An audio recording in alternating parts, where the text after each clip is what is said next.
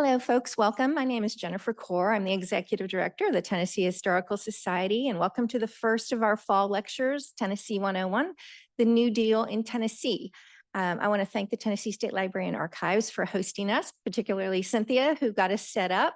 This is our first time having something like this here, so we're learning the technology as we go. So next time we'll know exactly what we're doing. We do have, if you didn't pick anything up as you came in, we do have some stickers and buttons and some quarterlies if you want to pick any of those up.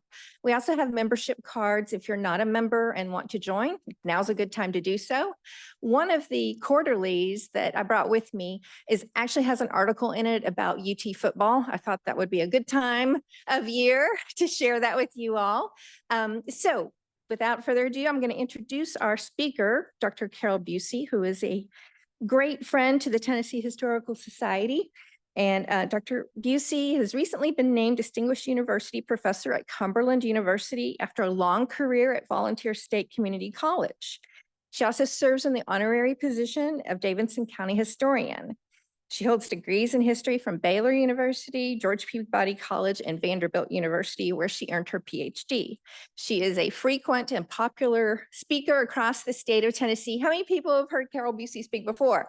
Well, we got a whole room of Carole Bucy groupies. All right. How many people are members of the Tennessee Historical Society? Okay, great. And how many people, this is the first time you've been in this facility, been to the Tennessee? Okay, wonderful. I do want to tell you that you can get your library card today if you want to. It's a very easy process. And if you have a library card, then you can park in the parking garage. It's got a little scan code on it, and you can use the wonderful facilities here. So with that, let's welcome Dr. Carole Bucy.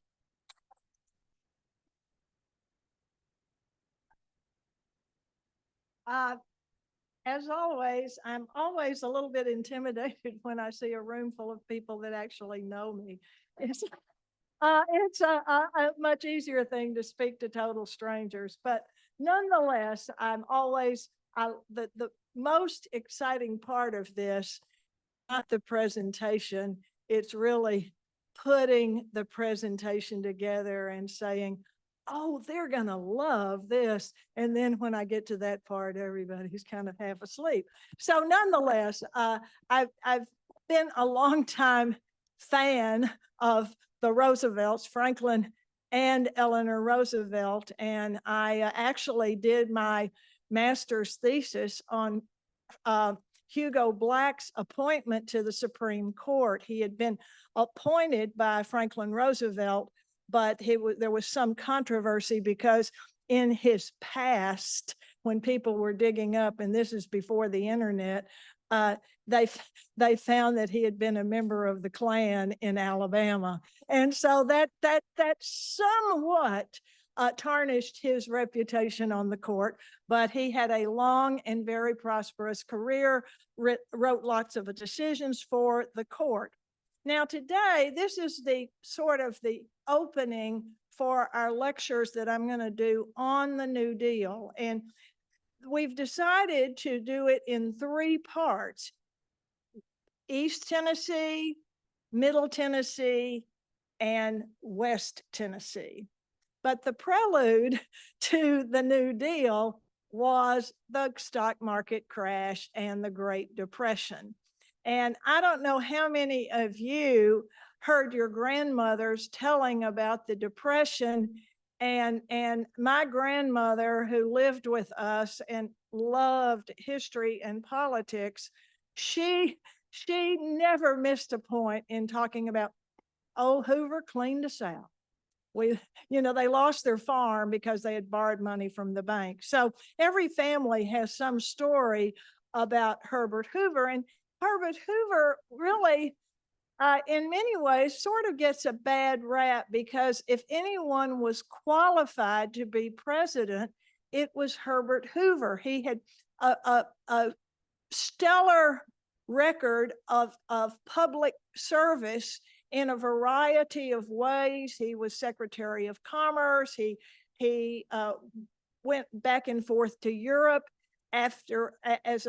during World War I, trying to get food to the people in Europe who didn't have food. He was an engineer by training.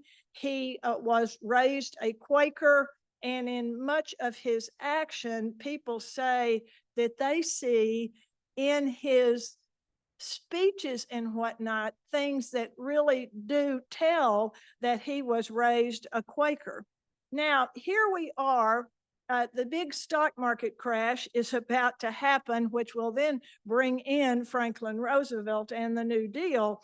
And here we're going to have Hoover trying to do something to prevent any more crashes of the stock market. Now, you know, depressions have been fairly common in American history. If you go to any used bookstore and pick up a college textbook in U.S. history, you will see the many things that were going on during this period of time. And so here we've got a time of great prosperity, the 1920s, and everybody's having a good time. Everybody's enjoying themselves. We've also figured out, or maybe Henry Ford did, how to make an assembly line to manufacture cars. And so everybody was buying a car all the time. There was a lot of commercial success during these very fine years. Now, the one thing that some people really opposed during this time was the amendment to the Constitution, the 18th, to ban the sale of alcohol and spirits in the United States.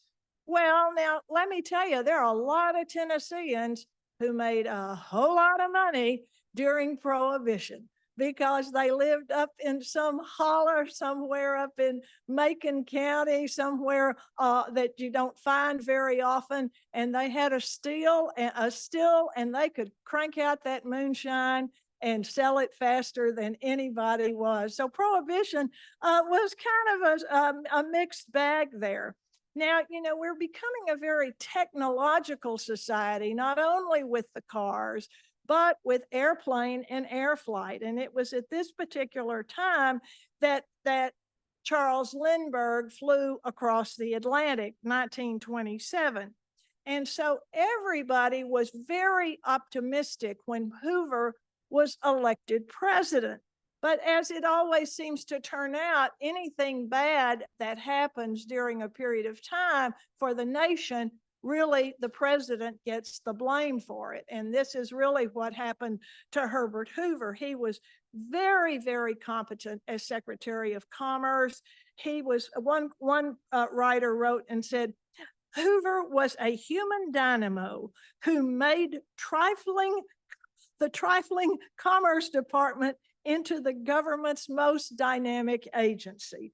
So he was quite popular while he was in that role. And so that we had several Republicans from after Woodrow Wilson, we had some Republican presidents, and he ran for president against Al Smith. And there are all sorts of quotations about what's going on in this period of time.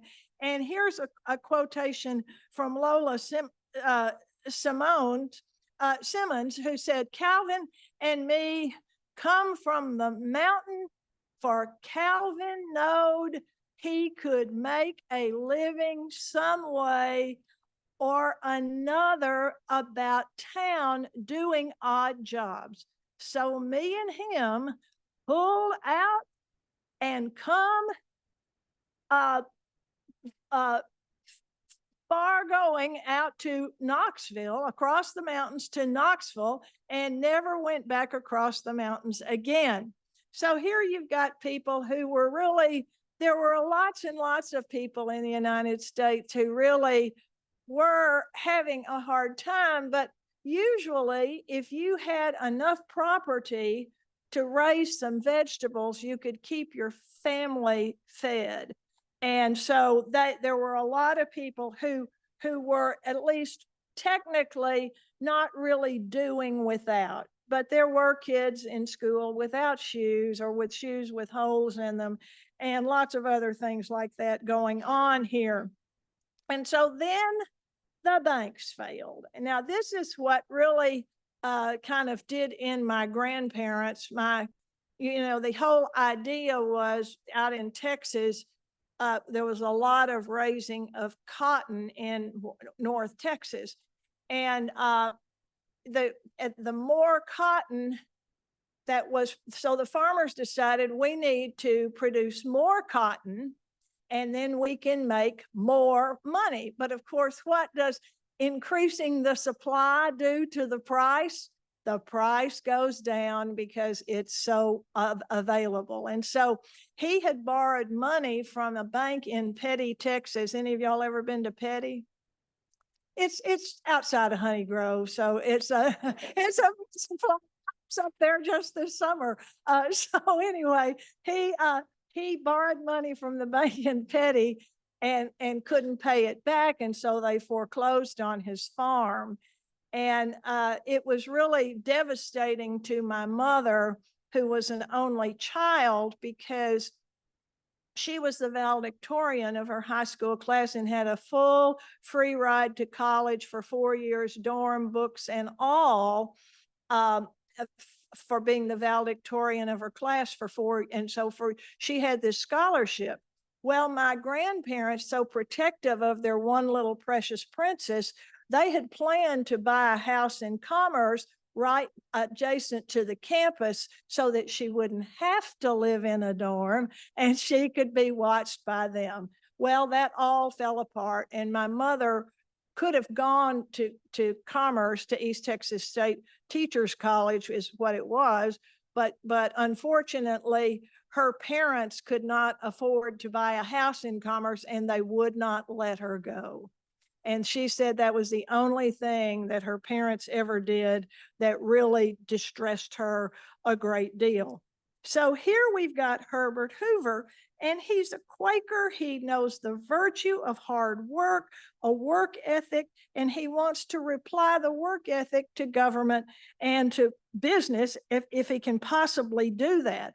And so he is going to be the president on whom all of the blame for the stock market crash is going to be on his head. It is nobody that's going to be blamed. And, the thing about the stock market in the 20s is that it was like gambling for people. I mean, people were buying stock, let's see if it goes up, let's see if it goes down, but it was really like gambling for them. And so lots of people were holding pieces of paper that meant nothing once the stock market crashed. So nonetheless, Hoover always took the blame for all of this. And so we've had lots of depressions throughout U.S. history. If you look at all of these, I mean, very, very early, we had these panics. And, it was not necessarily because of our stock market, which really wasn't that in that kind of problem, but it was when certain banks and certain companies like J. Cook and Company invested in railroad stock and with borrowed money. And so that was when they all started having to close the doors. Now, again, as I said, if you had a garden and some chickens and maybe a cow, you could probably get along all right. But people lost confidence in the gold standard versus silver. This is a big thing with William Jennings Bryan and some others. You shall not bear down on mankind a cross of gold, da, da, da, da, da. So anyway, the employees of the railroads started collapsing, and everything was just going down as fast as it could. And here we've got unemployed people. They've lost their jobs. And there are also many who are homeless. And so, they all blamed it on Hoover. They lived in tents, and they call those Hoover, this big thing of tents, Hoovervilles. I mean, whole families were riding the railroad wherever they could and getting off and living in a Hooverville. And, you know, the symbol for the Hoover flag was men pulling their pockets out empty, and that was the Hoover flag. And so Hoover could not do anything that was going to help do this. And what he wanted to do was standardize everything. That was his engineering persona, I think, coming through, because he wanted everything to be standardized to the same size: paving bricks, bed springs, even toilet paper.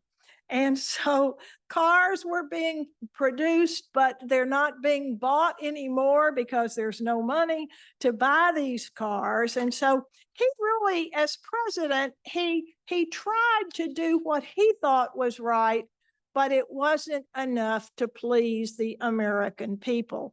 And he just really got the blame for everything that people didn't like. So here are what the main causes of the Great Depression were: overproduction, both in farms and factories;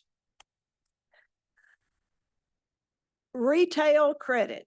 And even today, retail credit gets people all the time. They get those, you know, you get out of college, Rick and I taught together, and these kids would have these credit cards. I mean, they would go buy anything under the sun and then couldn't pay their credit cards off. And so retail credit got a lot of people in trouble, and it hadn't improved too much since then. And then the bank policies. The banks were trying to keep the money they had and not let people have a run on the bank and come and get their cash out, their savings out.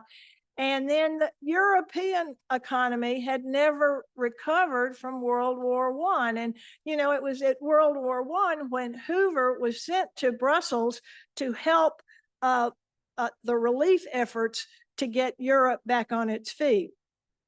And then there was a drought in the Mississippi River Valley. Now, the Mississippi River Valley covers a lot of thousands of acres. It is huge. It is really an unbelievable system.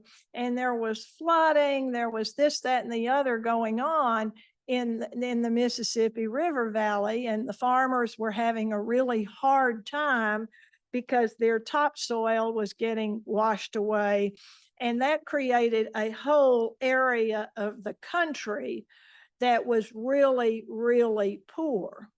Now, as we start looking at somebody besides Hoover to be president, you know, they start looking at places like, where is the most poverty in the United States? And it was in Appalachia. It was the mountains in there, West Virginia, Western Kentucky, the western part of the state of Virginia, Western North Carolina, East Tennessee. It was there where the poverty was, people living in basically a shanty that their family had for years up there, and they were in great poverty. So fast forward a little bit to next week, because we're going to do the next three classes. One is going to be East Tennessee, one middle, the second middle, and the third West Tennessee. And when Franklin Roosevelt became president, he saw the whole area of Appalachia as the biggest problem in the country. And so that is one reason why he created the Tennessee Valley Authority to provide jobs for these people and to do things of that nature. This was not really quite something that Herbert Hoover was willing to do, and he was not able to make any headway in getting people to want to do something. And because he believed that the government shouldn't be interfering in people's personal finances and whatnot so far. So anyway, he was very rigid in what he believed, and the Depression just looked like unemployment lines, people selling apples on the streets. And next week, I'm going to have some pictures to show you of these people. They're trying to feed their kids by selling apples. People set up soup kitchens trying to feed the people who have no food. There's shanty towns all along the railroads all over the country. And, you know, people are going to get on the train and see if they can get all the way to California. They have this notion that California is really the mecca of all, and everybody in California will have a nice job. And it didn't quite turn out like that, but nonetheless, people were getting on the train and going wherever they could to get out. And, you know, we've always seen these movies or cartoons, I guess, when I was a kid, of these people, the tramps were getting on the boxcars and jumping off. And, you know, we thought that was kind of interesting. And then as if we hadn't had enough bad news, here we have the whole prairie out there in the Midwest turn into a dust bowl. They had not planted properly. They had things that did not hold the soil into the ground. And so there was just a cloud of dust all over the Midwest. And my mother, as a child, remembered very well, they could see it from afar. They could see the clouds. It never quite got to Texas, but she said, you know, they were terrified that the Dust Bowl was going to get them. And it ruined killed a lot of cattle, killed a lot of animals, and the crops were not sufficient. Okay. So this is what Hoover's response was. And I don't think too many people thought this was too funny. What our country needs is a good big laugh. If someone could get off a good joke every 10 days, I think our troubles would be over. Not the right thing for a president to say in this time. Prosperity is just around the corner. And around the corner kept seeming to be another corner and another corner and another corner. And so here you've got men out in buying things, and then there's a whole bunch who can't even feed their family, much less buy anything. And so this was Will Rogers' quote. He tried to bring some humor to the whole situation. 10 men in our country could buy the whole world, and 10 million can't buy enough to eat. And he was quite popular as the radio became more of a household thing that people had to have. And so why did he believe that prosperity was just around the corner, that things were going to get better? He was an optimist, and he was the one holding the bag. And that was about all he felt like he could say, is that it's just around the corner.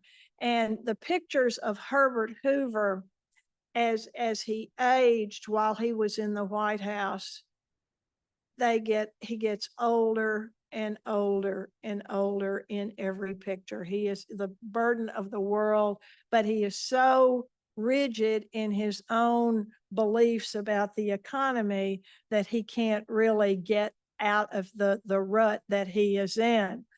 And you can't really say he did nothing, but he definitely wanted to limit what the government can do. He did not believe that the government should be supporting people. He did not believe in any kind of welfare or any services that the government could provide for these folks.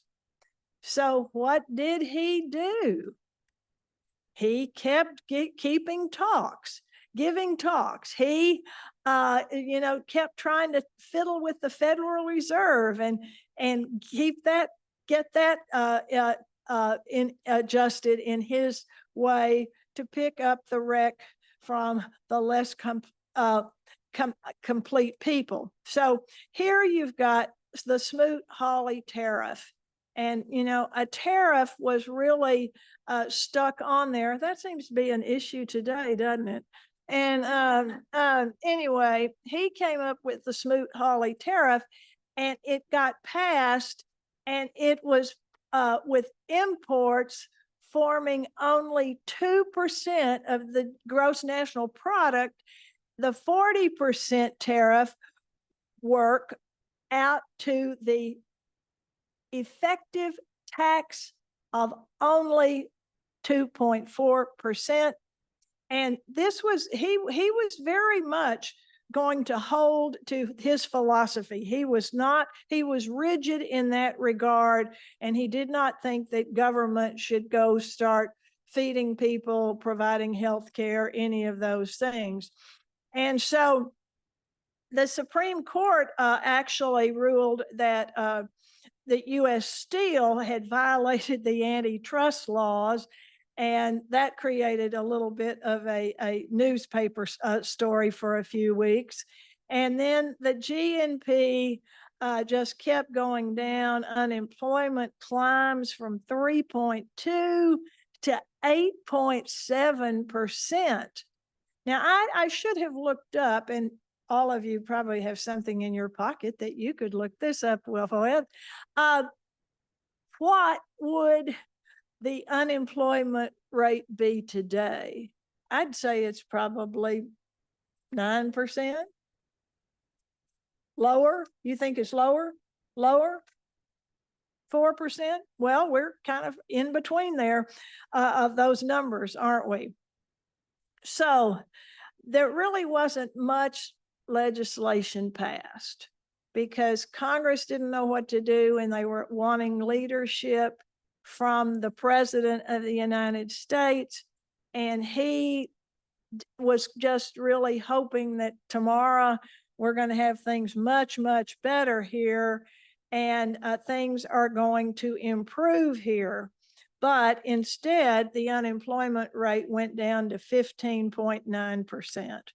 So here we have all of these things going on, and the people in the country are just pretty much, there's nobody that can fix all of this. There's nothing that we can do to make the economy stronger and to help people out, people who are unemployed, who are losing their houses, who have lost lots of money in the stock market.